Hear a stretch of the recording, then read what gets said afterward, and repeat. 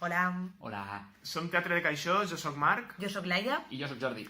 i fem este vídeo per explicar-vos en què consistirà la prova que farem durant la castellonada en l'edifici del Menador. Aquesta prova, que s'anomena del roleplay a l'Stop Bullying, veu del teatre de les oprimides o teatre dels oprimits i concretament s'inspira en el Teatre Fòrum.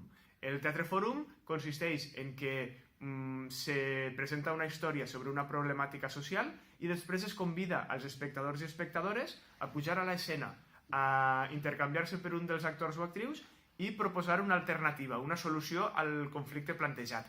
Llavors, anem a fer això, però anem a fer-ho virtualment. Anem a fer un fòrum virtual. En què consistirà la nostra prova? Laia, en què consistirà la nostra prova? Bé, la prova funcionarà de la següent manera. Vosaltres vindreu a el Menador, on estarem nosaltres, podreu tornar a veure els vídeos, però us aconsellem que els mireu ja i així podeu anar ja pensant opcions de millora.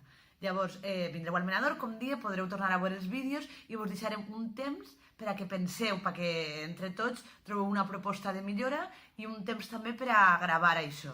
En total serà més o menys uns 20 minuts, és a dir, no hi ha molt de temps, perquè hi ha qüestions tècniques de gravació i que després se compliquen un poc. Llavors, quan més clar tingueu allò que voleu fer, allò que voleu proposar, millor per a tots i més ràpid serà. Sí, però aquestes solucions no poden ser solucions màgiques. És a dir, no podem canviar un personatge de la nit al dia. L'assetjador no es pot convertir en una persona meravellosa.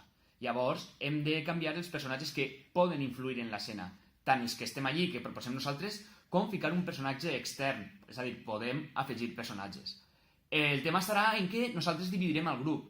N'hi haurà 3, 4 actors, els que vos faci falta, i una altra part del grup s'encarregarà de la part tècnica, on decidirà els planos, on estarà pendent de si el so s'ha escoltat bé o no s'ha escoltat bé, és a dir, que n'hi haurà una part actoral i una part tècnica.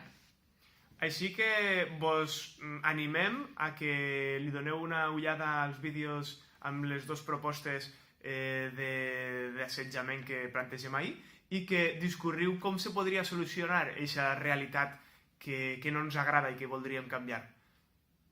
Teniu ahir una oportunitat per a mostrar la vostra creativitat constructiva. Ens veiem el 27 a la Castellonada. Adeu!